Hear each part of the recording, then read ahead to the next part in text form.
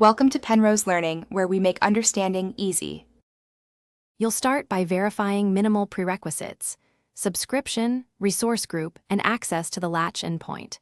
Once verified, fetch the current Latch configuration and export a snapshot so you can roll back if needed. Make sure you have a service principal or token with contributor rights. You'll need it to modify settings. Next, open the Azure portal and the relevant resource blade, then connect a local CLI session. This gets you into the fast path to remediate Latch issues. Now you'll perform the detailed fixes. Inspect health metrics and logs to isolate timing or auth failures.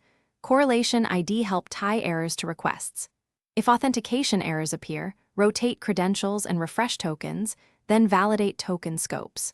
Once you identify the failing config setting, apply changes in a staging slot and run smoke tests to confirm behavior. If stateful data is involved, migrate or replay messages carefully. This prevents data loss while you stabilize the Latch service. Finalize by promoting the tested staging config to production only after several successful checks. This limits blast radius. Once live, monitor alerts and end-to-end flows for the next 30 to 60 minutes, watching latency and error percentages closely.